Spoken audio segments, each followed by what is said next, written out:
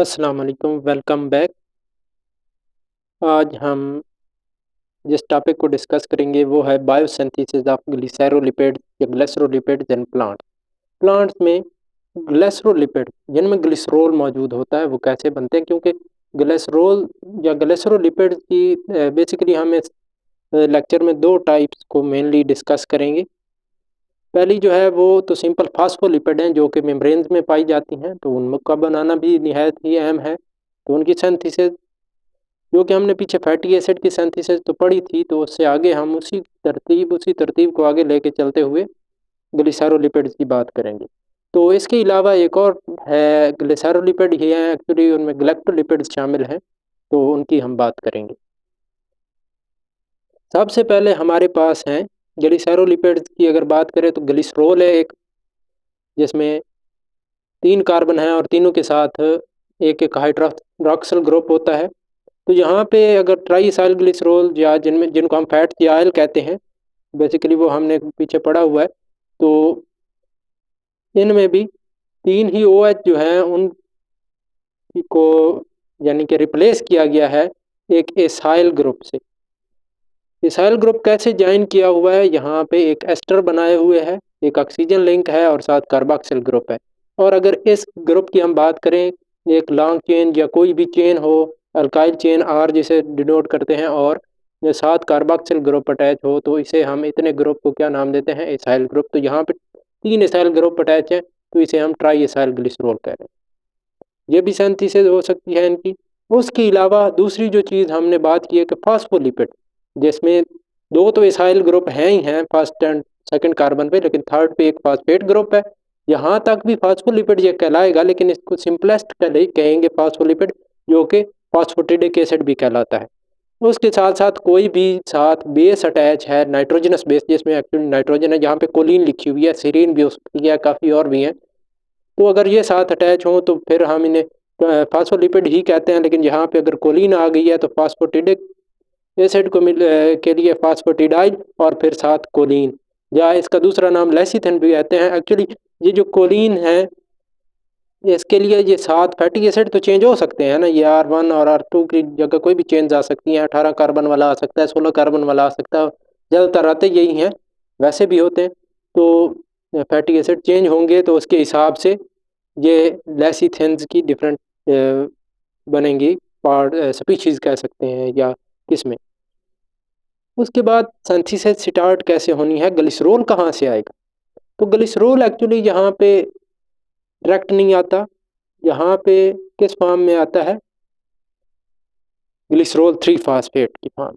तो glycerol 3 phosphate कहाँ से आता है, वो एक्चुअली यहाँ पे बनता है जो कि डाई हाइड्रोक्सी एसीटोन फास्फेट है हमारे पास, जो साइटोसोल में मौजूद होता है और प्लास्टिड में भी मौजूद होता है।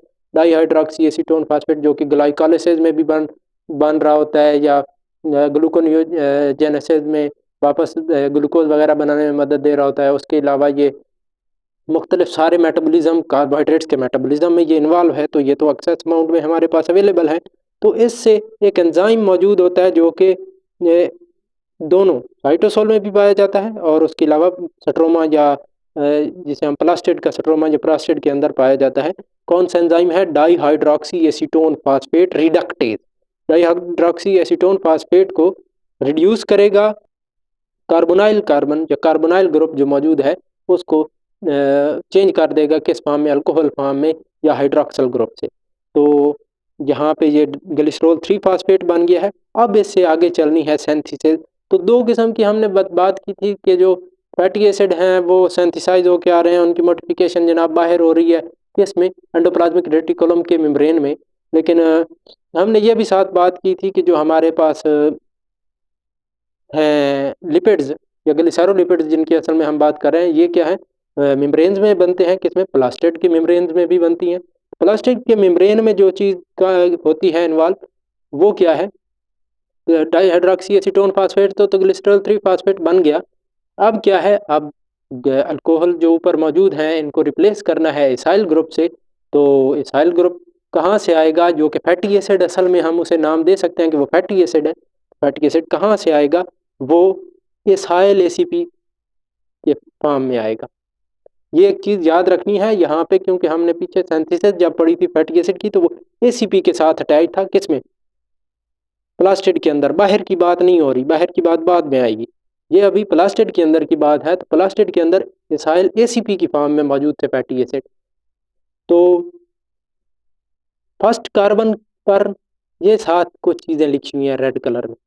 तो जब फर्स्ट कार्बन के साथ इसाइल ग्रुप आना है, या जिसे हम फैटी एसिड का एक तरह का कह सकते हैं कि फैटी एसिड आना है, तो दो चीज़ें हो सकती हैं। ये 2 किस्म के फैटी एसिड के इसाइल ग्रुप हो सकते हैं, या तो 18 कार्बन और साथ एक डबल बॉन्ड, मतलब ओलिक एसिड, और या फिर सिंपल पाल्मिटिक एसिड 16 कार्बन और 0 डबल बॉन्ड। तो ये 2 पॉसिबिलिटीज़ हैं कहाँ पे, प्लास्टिड के जो मेम्ब्रेन के अंदर बायोसिंथेसिस हो रही है, किसकी, ग्लिसरोलिपिड। यहाँ पे अगर बात करें तो फास्फेट ग्रुप मौजूद है तो इसे फास्फोलिपिड ही कहेंगे, बाद में ये बनेगा, ये देखें फास्फोलिपिडिक एसिड बना है। और अभी एक इसाइल ग्रुप यहाँ पे लग गया है, यहाँ पे एक एंजाइम काम कर रहा होता है, एक कम्प्लेक्स होगा जिसे हम कहते हैं इसाइल ACP ग्लिसरोल 3 फास्फेट इसाइल ट्रांसफेज। क्या करता है, इसाइल ACP से इसाइल ग्रुप लेके ग्लिसरोल 3 फास्फेट को दे देता है, क्या चीज़, इसाइल ग्रुप। तो इसाइल का ट्रांसफ़र हो रहा है एक जगह से ACP से ग्लिसरोल पे, और ACP साथ रिलीज होता जा रहा है। उसके अलावा अब सेकंड कार्बन पे आना है, तो सेकंड कार्बन पे भी सेम कंडीशन है, लेकिन यहाँ पे एक और कंडीशन, नई सिचुएशन आ गई है कि वहाँ पे तो चलो 18 कार्बन और साथ एक डबल वाला एसाइल ग्रुप था या फैटी एसिड था, लेकिन यहाँ पे क्या है, सिंपल पाल्मिटिक एसिड ही अटैच होगा सेकंड कार्बन पे, जो यहाँ के पे दिखाया गया है। यहाँ पे लिखा तो नहीं गया कि पाल्मिटिक एसिड ही अटैच होगा, लेकिन 16:0 लिखा हुआ, तो मतलब 16 कार्बन ही है फैटी एसिड यहाँ पे अटैच होना है या एसाइल ग्रुप अटैच होना है। तो यहाँ पे जो फास्फेटेड एसिड या जो फास्फोलिपिड बनेगा, उसकी क्या सिचुएशन होगी, पहले कार्बन पे या पहले जो एसाइल ग्रुप है वो कौन सा है, ओलिक एसिड का या फिर पाल्मिटिक एसिड का, लेकिन सेकंड पे पाल्मिटिक एसिड होगा। अब चलते हैं एंडोप्लाज्मिक रेटिकुलम की मेम्ब्रेन में, जिसे यहाँ पे भी एक बात ये भी है कि जो सिंथेसिस हो रही है ग्लिसरोलिपिड्स की प्लास्टिड की मेम्ब्रेन में अंदर, उन्हें हम प्रोकैरियोटिक पाथवे कहते हैं, और जो एंडोप्लाज्मिक रेटिकुलम की मेम्ब्रेन में हो रही है उसे हम यूकैरियोटिक पाथवे कहते हैं। तो यहाँ पे भी वही, हमें ग्लिसरोल 3 फास्फेट तो मिल गया है, लेकिन यहाँ पे एक चीज़ का और ख्याल रखना है कि यहाँ पे जो चीज़ आ रही है वो आ रही है इसाइल कोएंजाइम। यहाँ पे इसाइल ACP नहीं आया, क्यों, ये ऊपर गलती से लिखा गया है, ये इसाइल कोएंजाइम A होगा। कोएंजाइम A जो है वो यहाँ पे अटैच होगा, ना कि ACP। तो ये याद रखना है एक चीज़ एंडोप्लाज्मिक रेटिकुलम में, क्योंकि यहाँ पे ACP मौजूद नहीं है। और ये एंजाइम भी जो है ये भी गलती से आ गया है, acyl coenzyme A glycerol 3 phosphate acyl transferase होगा, इसाइल ट्रांसफर उसी तरह किया जाएगा। और यहाँ पे भी वो फैटी एसिड्स वाली कंडीशन सेम है, 18:1 या 16:0। हाँ, लेकिन दूसरा जो कार्बन है वहाँ पे जब अटैचमेंट हुई है, तो वहाँ पीछे हमने क्या देखा, प्लास्टिड की मेम्ब्रेन में 16:0 वाला फैटी एसिड सेकंड कार्बन पे अटैच हुआ है, लेकिन यहाँ पे क्या लिखा गया है, 18:1 का, मतलब ओलिक एसिड सेकंड कार्बन पे अटैच हो रहा है। एक ये फ़र्क हो गया, और एक वो कोएंजाइम A और ACP का फ़र्क हो गया, बाकी सेम है। लेकिन अब हम सोचेंगे कि अगर तो हमने बात की थी कि फैटी एसिड की और भी तो डिसैचुरेशन होनी है, ज़रूरी तो नहीं है कि एक डबल बॉन्ड ही आया और सिर्फ 2 किस्म के फैटी एसिड यहाँ पे अटैच है, नहीं, आगे ग्लिसरोलिपिड्स की डिफरेंट टाइप्स तो बनानी है, और भी तो ज़रूरी है। तो फैटी एसिड कैसे बनेंगे, फैटी एसिड पहले अटैच होंगे, तब इनकी डिसैचुरेशन होगी या इनकी मॉडिफिकेशन होगी, कहाँ पे, एंडोप्लाज्मिक रेटिकुलम में। फैटी एसिड की जो ज़्यादा एक डबल बॉन्ड तो ऑटोमेटिकली अगर बन के आना था, तो वो तो बन के आ गया किस में से, प्लास्टिड में से। लेकिन अब दूसरे डबल बॉन्ड जो यहाँ पे बनवाने हैं वो कैसे इंड्यूस होने हैं, वो यहाँ पे एंडोप्लाज्मिक रेटिकुलम की मेम्ब्रेन में ग्लिसरोलिपिड की फॉर्म में, लिपिड के ऊपर जब ये अटैच हो चुके हैं इसाइल, तो इनमें होगी, आगे हम देखेंगे। तो हाँ, अब हमारी सिंथेसिस दोनों की हमने देख ली कि फास्फेटिडिक एसिड तक तो सिंथेसिस हो गई है। आगे कोलिन या कोई भी अगर नाइट्रोजनस बेस आके लगनी है या सेरीन लगना है तो वो किस फॉर्म में आके लगेगा। तो उसके लिए ये देखें, हमारे पास कोलिन है, कोलिन ने अपने साथ एक फास्फेट अटैच करवाया है। सबसे पहले फास्फेट अटैच हो गया, फास्फेट इसके अल्कोहल ग्रुप पे अटैच हुआ है और साथ क्या हो गई है, एक CTP साइटिडीन ट्राईफास्फेट आया है। इसने उसके साथ रिएक्ट करके क्या बनाया है, CDP कोलिन। जिस तरह हम वो स्टार्च और सुक्रोज की सिंथेसिस में देखते थे कि ग्लूकोज का रेजिड्यू किस फॉर्म में आ रहा है, तो वो ADP ग्लूकोज या UDP ग्लूकोज की फॉर्म में आ रहा था। यहाँ पे उसी तरह कोलिन जो है CDP की फॉर्म के साथ जॉइंट फॉर्म में आ रहा है। तो ये CDP का साइटिडीन डाइफॉस्फेट कोलिन, और ये जब अटैच हुए थे CTP और यहाँ पे ये देखें नाम फास्फोराइल कोलिन लिखा है, एक फास्फेट और साथ कोलिन। फास्फोराइल कोलिन और CTP जब अटैच हुए थे एक दूसरे के साथ तो एक पायरोफास्फेट यानी कि 2 फास्फेट ग्रुप डिटैच हुए थे इनमें से, और 2 साथ ही रह गए हैं। उसके बाद अब जो है एक और हम फॉर्म इंट्रोड्यूस करवाने लगे हैं ग्लिसरोलिपिड्स की, जिसे हम गैलेक्टोलिपिड्स कहते हैं। एक तो हमारे फास्फोलिपिड थी जिसमें क्या है, फास्फेट ग्रुप अटैच था 3 का 3rd कार्बन पे, और साथ कोई भी हो सकती है नाइट्रोजनस बेस, तो ये फास्फोटिडाइल कोलिन बना था लेसिथिन, या फास्फोटिडाइल सीरीन बन सकता है अगर यहाँ पे कोलिन की जगह सीरीन आ जाए। तो ये तो हमने देख लिया। हाँ, वो जो हमने कोलिन अब 3rd कार्बन पे अटैच करवानी है, वो कैसे अटैच करवानी है, वो इस तरह नहीं कि 3rd फास्फेट वैसे ही खड़ा रहेगा और साथ जो है कोलिन आके अटैच हो जाएगी, नहीं। यहाँ पे क्या होगा, पहले फास्फेट डिटैच करवाया गया है और OH फॉर्म में आया है, यानी कि अल्कोहलिक या हाइड्रोक्सिल ग्रुप 3rd कार्बन पे पहले प्रोड्यूस किया गया है, जिसे हम डाइइसाइल ग्लिसरॉल कहेंगे। अब इसके ऊपर जो है CDP कोलिन आके अटैचमेंट के लिए CMP की फॉर्म में अलग हो जाएगा और एक फास्फेट और एक कोलिन साथ अटैच हो जाएगा 3rd कार्बन पे, तो ये फास्फोटिडाइल कोलिन बन जाएगा। इसी तरह सीरीन जो है वो CDP सीरीन की फॉर्म में आएगा, फास्फेट और सीरीन अटैच हो जाएगा और एक फास्फेट और साथ CMP या साइटिडीन मोनोफास्फेट की फॉर्म में अलग हो जाएगा या रिमूव हो जाएगा या रिलीज हो जाएगा। अब दूसरी जो फॉर्म हमने गैलेक्टोलिपिड की बात की है वो कैसे बनेगी, उसमें एक चीज़ का ध्यान रखना है कि हमारे पास जितने भी फास्फोलिपिड बनने हैं या कोलिन वगैरह या सीरीन नाइट्रोजनस बेस सारी अटैच होनी है, वो उनमें तो फास्फेट है अटैच करवा, लेकिन इन गैलेक्टोलिपिड्स में फास्फेट नहीं मौजूद।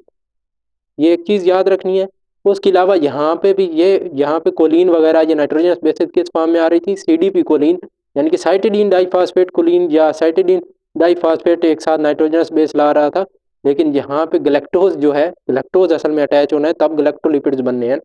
तो गैलेक्टोज जो है ये 6 कार्बन कंपाउंड है, आइसोमर है उसका, ग्लूकोज का कह सकते हैं, और एपीमर भी है। तो ये किस फॉर्म में आएगा, UDP गैलेक्टोज की फॉर्म में आएगा और UDP रिलीज करके एक गैलेक्टोज अटैच करवा दिया जाएगा, ग्लूकोज नहीं गैलेक्टोज। उसके बाद इसमें अगर बात की जाए गैलेक्टोज की, तो वो कैसे अटैच हो जाएगा।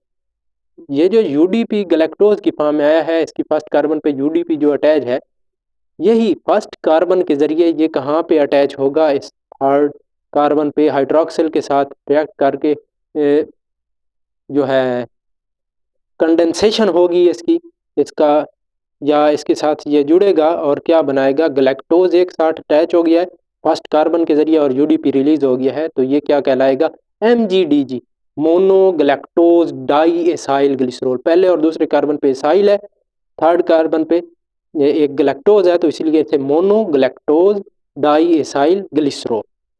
अब दूसरा, 2 गैलेक्टोज अगर अटैच करवाने हैं तो दूसरा भी इसी गैलेक्टोज के साथ अटैच होगा और किस जगह पे, ये 6 कार्बन के साथ जुड़ जाएगा, 1,6 बॉन्डिंग बनेगी, 1,6 गैलेक्टोज जिसे हम ग्लाइकोसिडिक बॉन्ड भी कह सकते हैं, तो बनेगा और क्या है, 2 गैलेक्टोज अटैच हो जाएंगे। तो ये क्या बना है, DGDG di galactose di acyl glycerol. Di galactose, 2 galactose हैं अब 3rd कार्बन पे और पहले 2 इसाइल हैं, तो डाई गैलेक्टोज डाई इसाइल ग्लिसरॉल। उसके बाद अभी हम गैलेक्टोलिपिड्स की एक और चीज़ है वो भी पढ़ेंगे, लेकिन अभी फ़िलहाल देखते हैं कि ये स्ट्रोमा और साइटोसोल और एंडोप्लाज्मिक मेम्ब्रेन के दरमियान किस तरह मूवमेंट हो रही होती है इन फैटी एसिड और इनकी जो क्या कहते हैं इन्हें लिपिड्स की। तो यहाँ पे हमने देखा था पहले ये सारी चीज़ें पड़ी हुई हैं कि जनाब एसाइल कोएंजाइम एक ही फॉर्म में आ रहे हैं, फैटी एसिड बाहर कहाँ से प्लास्टिड से साइटोसोल में, साइटोसोल से एंटर हो रहे हैं एंडोप्लाज्मिक रेटिकुलम की मेम्ब्रेन में। यहाँ पे ये एंडोप्लाज्मिक मेम्ब्रेन के अंदर क्या होनी है इनकी लॉन्गेशन तो सिंपली क्या है, कार्बन नंबर बढ़ाते जाएंगे, 2-2 कार्बन बढ़ेंगे और क्या हो जाएगा, इनको अगर इनकी साइटोसोल में ज़रूरत है तो वहाँ पे इन्हें भेज दिया जाएगा, लिपिड सिंथेसिस करनी है या कोई भी काम है, या फिर अगर स्ट्रोमा में जैसे कि हमने बात की है कि लिपिड्स की सिंथेसिस कहाँ पे हो रही है, प्लास्टिड की मेम्ब्रेन में, एनवेलप मेम्ब्रेन में, तो वहाँ पे भेज दिए जाएंगे। और हाँ, लेकिन जो दूसरी बात हमने की थी कि डिसैचुरेशन ऐसे ही फैटी एसिड के ऊपर नहीं होगी, बल्कि क्या होगा, पहले फास्फोलिपिड या फिर कोई भी ग्लिसैरोलिपिड बनाया जाएगा, फिर उसके ऊपर डिसैचुरेशन की जाएगी। ये देख लें, उसी तरह एक से ज़्यादा डबल बॉन्ड नहीं है कहीं पे भी अगर अटैच हुआ है फैटी एसिड, अब अटैच हो गया है लिपिड के ऊपर या ग्लिसरॉल के ऊपर, अब इसकी डिसैचुरेशन मज़ीद की जाएगी। ये देखें, दूसरा डबल बॉन्ड आ गया है, 2-2 डबल बॉन्ड अब आ गए हैं, तो ये लिनोलेक एसिड बन गए हैं दोनों। इसी तरह यहाँ पे लिनोलेनिक एसिड बन गए हैं दोनों, और इसी तरह 16 कार्बन की भी अगर करवानी हो डिसैचुरेशन तो वो भी हो रही होगी। और उसके अलावा अब क्या है, एक तो बात ये होगी, लेकिन जैसा कि हमने बात की थी साइटोसोल में भी तो एक से ज़्यादा डबल बॉन्ड वाले फैटी एसिड की ज़रूरत है, साइटोसोल में या उस प्लास्टिड मेम्ब्रेन में जहाँ पे लिपिड सिंथेसाइज हो रहे हैं, तो वहाँ पे अब अगर ज़रूरत है इसकी किसकी, मोर देन वन डिसैचुरेशन वाले या more than one double bond वाले फैटी एसिड की, तो वो भी क्योंकि यहाँ पे तो फ्री है नहीं एंडोप्लाज्मिक रेटिकुलम में, इलांगेटेड फॉर्म तो है चलो, लेकिन मजीद डिसैचुरेटेड फॉर्म तो नहीं है। तो उसके लिए क्या किया जाएगा, ये जो एसिड मौजूद हैं किसके ऊपर, लिपिड के ऊपर या ग्लिसैरो के लिपिड के ऊपर, ग्लिसैरो लिपिड के ऊपर, तो यहाँ से एक फैटी एसिड, ये देखें सेकंड कार्बन वाला 18:3 वाला लिनोलेनिक एसिड अगर रिमूव या इसे रिप्लेस किया गया है किससे, 1 डबल बॉन्ड वाले से रिप्लेस कर लिया गया है और इसको भेज दिया गया है एसाइल कोएंजाइम की फॉर्म में बनाकर बाहर। ये ध्यान रखना है। अब ये बाहर क्या है, डाई सैचुरेटेड फॉर्म या ट्राई डी सैचुरेटेड फॉर्म या डाई डी सैचुरेटेड फॉर्म में बाहर आ गया है, मतलब इनकी एक से ज़्यादा डिसैचुरेशन हुई हुई हैं, ये एक से ज़्यादा डबल बॉन्ड है। अब वही गैलेक्टोलिपिड की थोड़ी बात यहाँ पे हुई है। ये तो बाकी सारी चीज़ें हमने पढ़ ली हैं कि ग्लिसरॉल आएगा और एंडोप्लाज्मिक एनवेलप मेम्ब्रेन जो है प्लास्टिड की, वहाँ पे सिंपल क्या है, लिपिड की सिंथेसिस हो रही है 18 कार्बन वाले और 16 कार्बन वाले की, और मोनो डिसैचुरेटेड फॉर्म भी है। लेकिन ये आप देखें यहाँ पे जो है डिसैचुरेटेड एंजाइम यहाँ पे भी मौजूद हैं या दिखाए गए हैं कि इसमें भी डिसैचुरेशन हो रही है एक से ज़्यादा, लेकिन यहाँ तक ज़्यादा माना जाता है वो यही है कि यहाँ से ये भेजे जाते हैं फैटी एसिड, कहाँ से, एंडोप्लाज्मिक रेटिकुलम से मजीद डिसैचुरेटेड या more than one double bond वाले फैटी एसिड। और इसी तरह लिपिड की सिंथेसिस भी फास्फोलिपिड की यहाँ से की गई है, लेकिन गैलेक्टोलिपिड्स की सिंथेसिस कहाँ पे की गई है, इस एनवेलप मेम्ब्रेन में, किसकी, प्लास्टिड की। ये एंडोप्लाज्मिक मेम्ब्रेन से नहीं भेजे गए, तो एंडोप्लाज्मिक रेटिकुलम की मेम्ब्रेन से नहीं भेजे गए, ये सिर्फ फास्फोलिपिड भेजे गए हैं। ये तो ओवरऑल तमाम सेल में भेजे भी जाएंगे और जहाँ पे इनकी ज़रूरत होगी वहाँ पे यूज़ भी होंगे, लेकिन जो है गैलेक्टोलिपिड्स, इनकी एक ख़ास बात यह है कि ये थाइलाकॉइड में गैलेक्टोलिपिड्स या सल्फोलिपिड्स मौजूद होते हैं, ना कि फास्फोलिपिड। इसकी भी एक ख़ास वजह है, एक असल में एडाप्टेशन है प्लांट्स की थाइलाकॉइड मेम्ब्रेन के रिलेटेड या गैलेक्टोलिपिड के रिलेटेड, कि इनमें गैलेक्टोज तो होता है लेकिन फास्फेट नहीं होता, किन में, गैलेक्टोलिपिड्स में, और ये थाइलाकॉइड मेम्ब्रेन में मौजूद हैं। तो बाकी जितनी सारी मेम्ब्रेन है उनमें तो फास्फोलिपिड पाए गए हैं। आपको पता होगा कि फास्फोलिपिड की लिपिड बाइलेयर होती है, फास्फोलिपिड की 2 लेयर्स होती हैं, तो इसकी मेम्ब्रेन थाइलाकॉइड मेम्ब्रेन में क्यों नहीं रखेगी, की वजह यह है कि जब प्लांट्स ग्रो कर रहे होते हैं फास्फेट डेफिशिएंसी वाले इलाकों में, ये डेफिशिएंसी वाली सॉइल में या जहाँ पे प्लांट्स को फास्फेट की डेफिशिएंसी है, तो फिर उनके सर्वाइवल को भी मसला है और उनकी फोटोसिंथेसिस को भी मसला है। तो लिहाजा थैलेकॉइड मेम्ब्रेन में क्या है, गैलेक्टोलिपिड रख दिए गए ताकि क्या है वो इतना ज़्यादा मसला ना हो, जब फास्फेट की कमी हो तो फोटोसिंथेसिस पे कोई ज़्यादा असर ना, असर तो होगा, प्लांट की ओवरऑल ग्रोथ पे असर होगा, लेकिन फोटोसिंथेसिस पे कम से कम असर किया जाए, या ये इनकी डेफिशिएंसी, फास्फेट की डेफिशिएंसी कम से कम असर करे, इसीलिए यहाँ पे गैलेक्टोलिपिड रखे गए। तो यहाँ पे हमारा आज का लेक्चर ख़त्म होता है। इसके रिलेटेड तमाम मटेरियल आप वीडियो की डिस्क्रिप्शन से हासिल कर सकते हैं। अल्लाह हाफ़िज़।